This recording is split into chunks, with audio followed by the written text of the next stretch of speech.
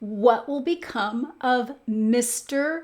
Potato Head, or more appropriately, the Mr. Potato Head trademark. I'm Angela Langlotz, trademark and copyright attorney. I'm going to spend the next 3 minutes discussing the Mr. Potato Head trademark. So last week it was announced that Hasbro Inc., the owner of the Mr. Potato Head toy and the Mr. Potato Head trademark, was going to make Mr. Potato Head more gender inclusive. So they were going to drop the Mr. part and just call it Potato Head.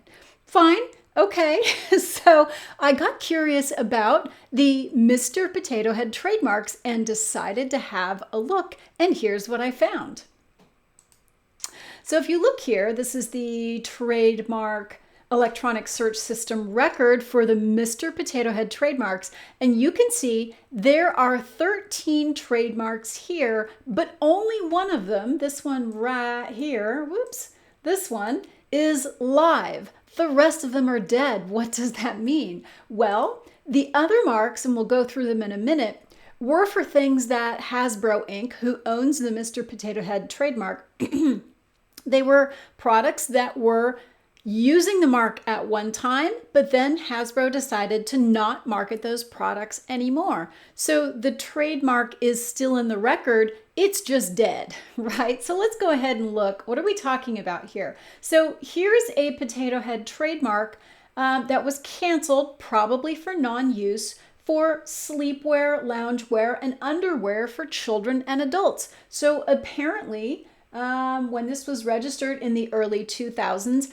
Hasbro was making and selling Potato Head pajamas and underwear for kids. Fair enough. And then when they stopped making the underwear for the kids, they abandoned the trademark.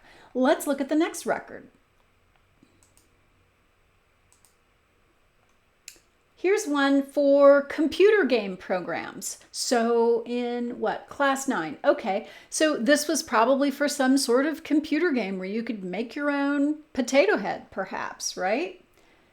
And the next document, also canceled, was for a newspaper comic strip, again back in the early 2000s. So it looks like maybe in the early 2000s they were starting to expand the Potato Head brand. This one is also canceled. This is for footwear and slippers. This was again back in the early 2000s. So I wonder if Hasbro maybe had a plan. Maybe Hasbro had a plan to expand the scope of the Mr. Potato Head merchandise, and maybe it didn't go so well, so they decided to scrap all of that and just keep the Mr. Potato Head toy trademark, which they have been using in commerce since 1952. So it's a very venerable old trademark. I kind of hate to see it go, but you know, these things come and go. So what's the rules for trademark use? Well, remember, in order to maintain your trademark, you have to use it continuously in commerce.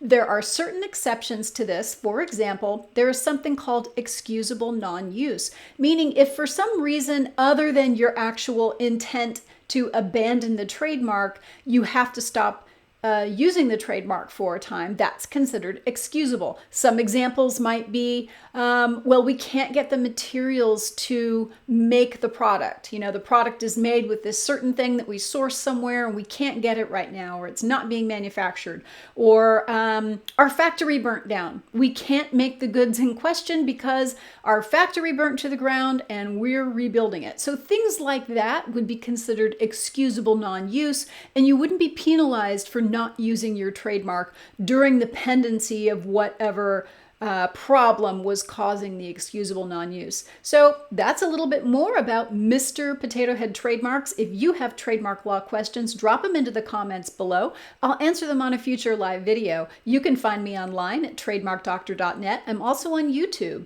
at video.TrademarkDoctor.net/YouTube. I've got about 500 videos there about trademark and copyright law. You can surely find an answer there, or you can ask me to answer your question live in the comments below, and I will do so.